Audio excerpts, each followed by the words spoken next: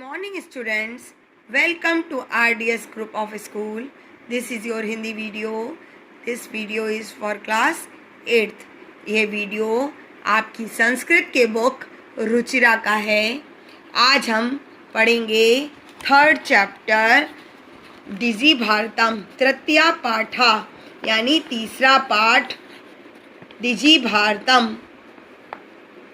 देखिए, प्रस्तुत पाठ डिजिटल इंडिया के मूल भाव को लेकर लिखा गया निबंधात्मक पाठ है. इसमें वैज्ञानिक प्रगति के उन आयामों को छुआ है जिसमें हम एक क्लिक द्वारा बहुत कुछ कर सकते हैं. आज इंटरनेट ने हमारे जीवन को कितना सरल बना दिया है. इस भौगोलिक दृष्टि से एक दूसरे के अत्यंत निकट आ गए हैं. इसके द्वारा जीवन के प्रत्येक क्रियाकलाप सुविधाजनक हो गए हैं. ऐसे ही भावों को यहाँ सरल संस्कृत में व्यक्त किया गया है. देखिए, डिजिटल इंडिया मतलब कि आप जैसे आजकल मोबाइल के थ्रू, इंटरनेट के थ्रू आप कितने पास आ गए हो और हर काम को कितनी जल्दी और आसानी से कर लेते हो. देखिए, अद्य संपूर्ण विश्वे डिजिटल इंडिया इतस्य चर्चा श्रुते.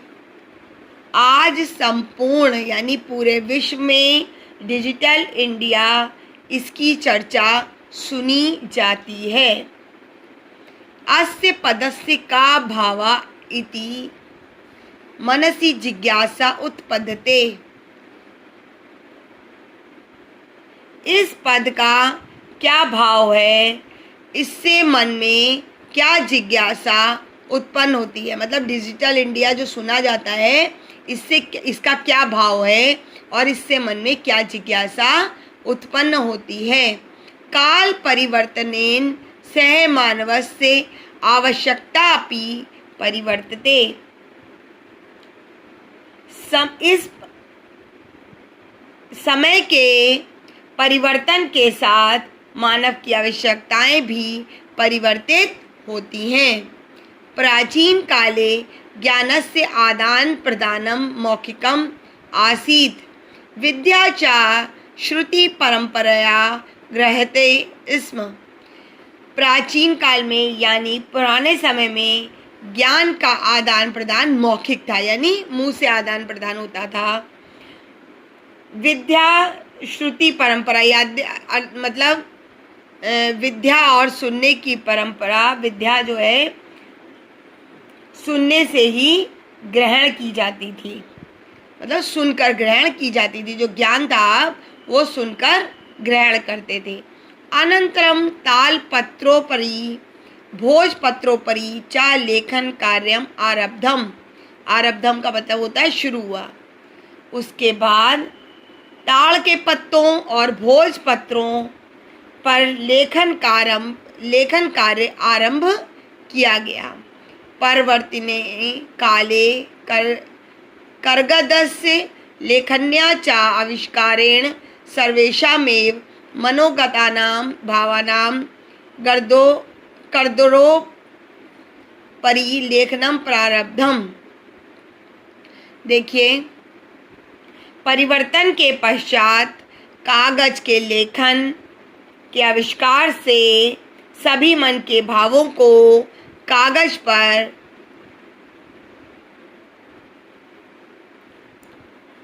लिखना प्रारंभ हुआ. टंकण यंत्र से आविष्कारेणे तु लिखिता सामग्री टंकिता सती बहुकालाय सुरक्षिता अतिष्ठत. अब देखिए, टंकण के आविष्कार, टंकण होता है टाइपराइटर, के आविष्कार से तो लिखना प्रारंभ हुआ. तो उससे क्या हुआ कि लिखित सामग्री टाइप करके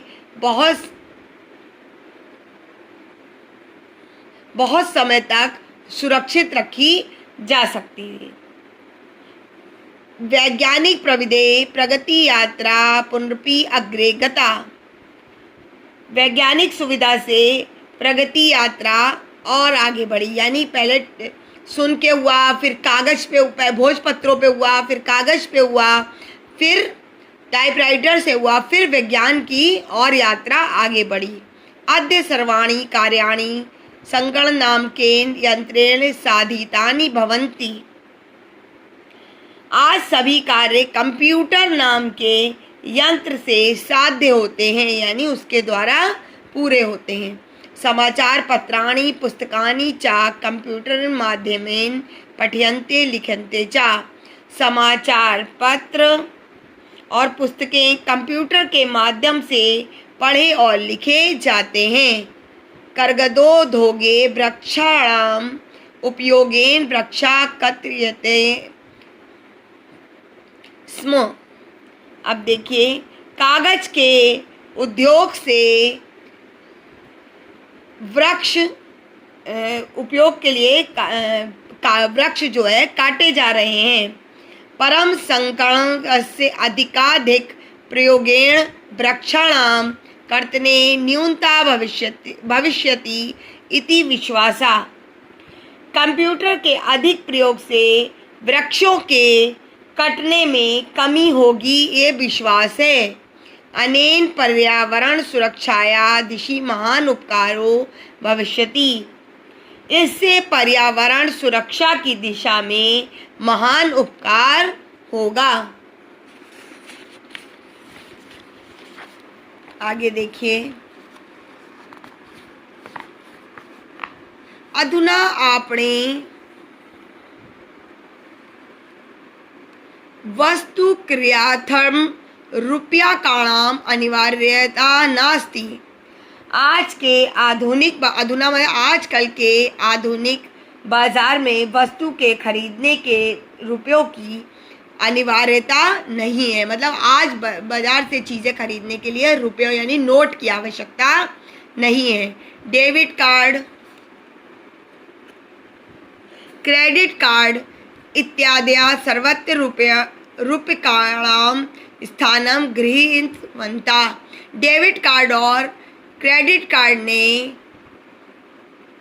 ये सभी जगह रुपयों का स्थान ग्रहण कर लिया है। यानी आजकल आप लोगों ने देखा डेबिट कार्ड और क्रेडिट कार्ड ज़्यादा चलते हैं।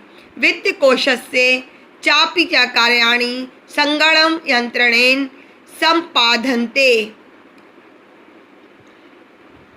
बैंक के सभी कार्य भी कंप्यूटर द्वारा संपादित होते हैं। आपने देखा बैंकों में भी सारा काम किससे होता है? कंप्यूटर से।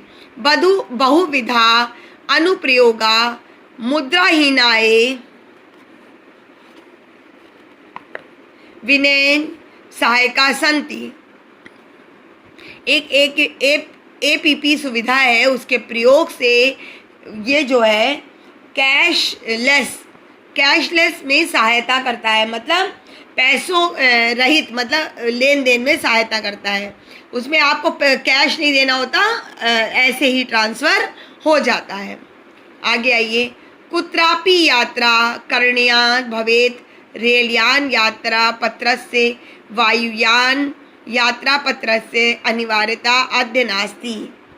कहीं भी यात्रा करनी हो, रेल की या हवाई जहाज की, उसके लिए टिकट की आवश्यकता नहीं है, अनिवार्यता नहीं है कि मतलब टिकट आपके हाथ में होना ही चाहिए।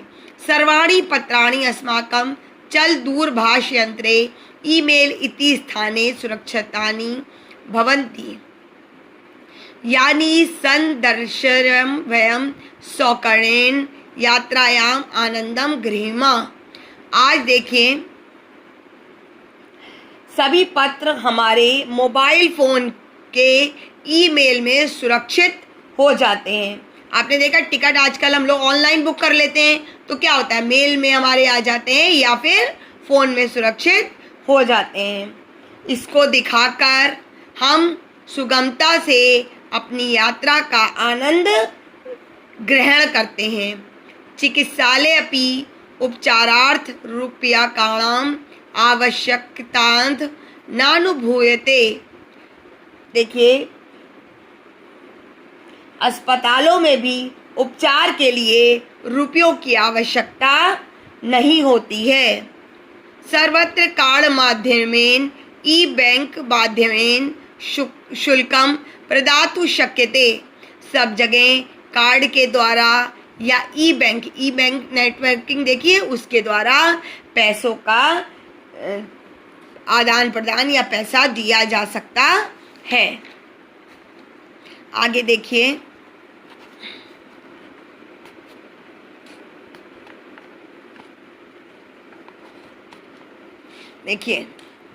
तद्दिनं नाति दूरं